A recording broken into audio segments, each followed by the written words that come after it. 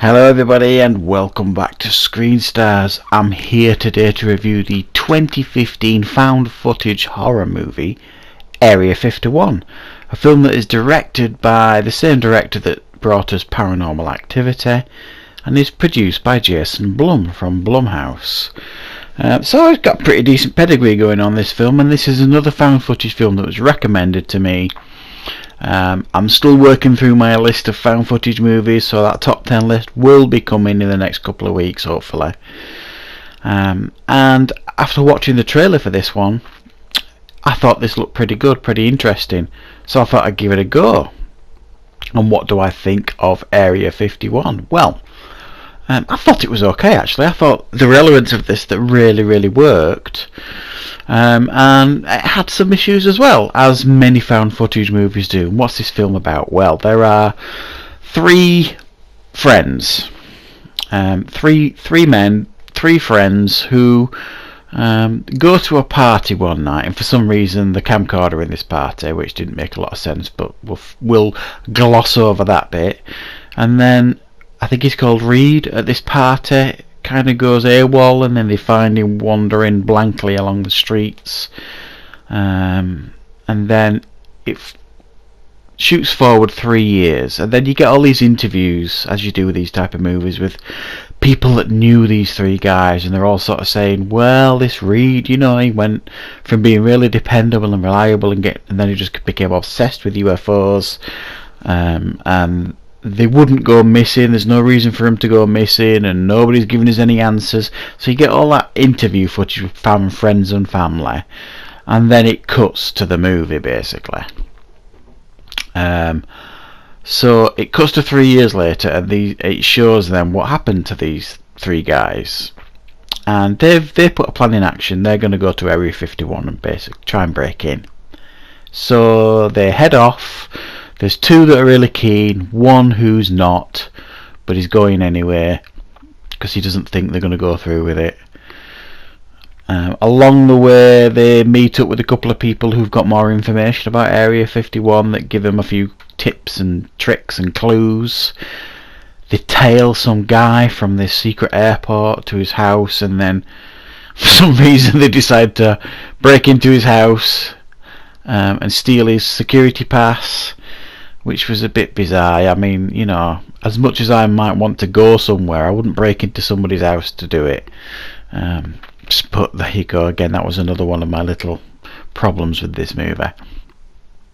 And then eventually they end up going to Area 51. They're aware of all the security measures, which again is a little problem.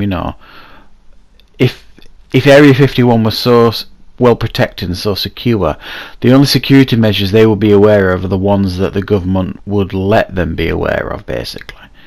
But again, so they are prepared for these security measures.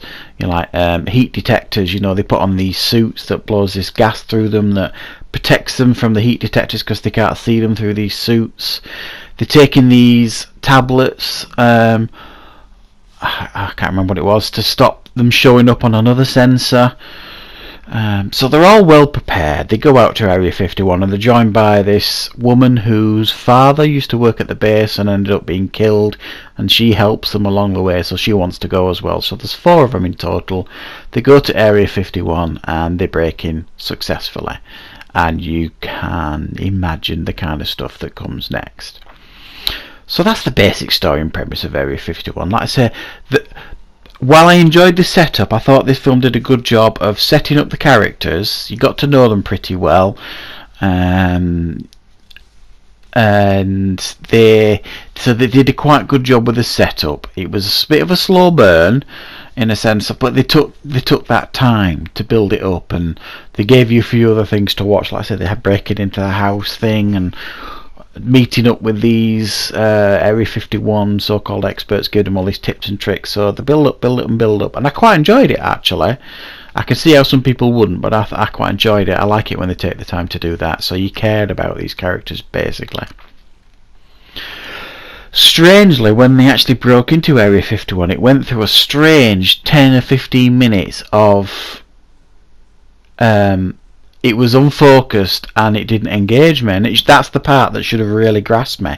That next 10 or 15 minutes when they actually breaking into Area 51 and they're all wearing these suits and all that kind of stuff, and then the process of when they first get in the base, it wasn't interesting. And then when they start finding interesting things in Area 51, then it picks up again, and then it gets interesting and scary at times, spooky and creepy and all that kind of stuff. So there was a 15-minute lull in this movie that didn't hold my attention, didn't engage me, and I just thought it was a bit scruffy and messy. But overall, I thought the last 20 minutes, and it follows a very similar pattern to a lot of found footage movies.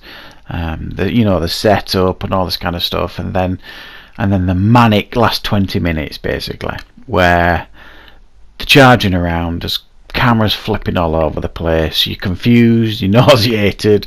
I quite like that, to be honest, in found footage movies, and I don't really see it as a negative, because it's just what it is with these kind of movies. There's no way around it, I suppose. And it is a bit chaotic, but I don't think there's any denying when they find the stuff that they're looking for in Area 51. It's pretty good. It's pretty interesting, and there are a couple of effective, what I would call effective scares in this. Not cheap scares, effective scares. I'm not 100% saying I got the payoff that I wanted, but they give you a decent payoff, I would say, in this film. So I have to say I did enjoy this found footage movie a little bit more than I expected. It didn't blow me away. I wasn't like fixed to the screen throughout the whole thing, and I've said before, when I watch a good found footage movie or a good horror movie, if it affects me deeply and I'm really engaged in it, I tend to get really tense and get a headache, or go really cold, and it didn't do either of that to me. So it didn't pass my acid test, if you like, my Pepsi test, in regards to really blowing me away, but I did enjoy it, and I did think it was particularly effective. So a 7 out of 10 for me, guys, for this one. It's definitely worth a watch if you've never seen it before, and you'll have to stay tuned for my top 10 list to see if it cracks the top 10. So thank you very much for watching, everybody.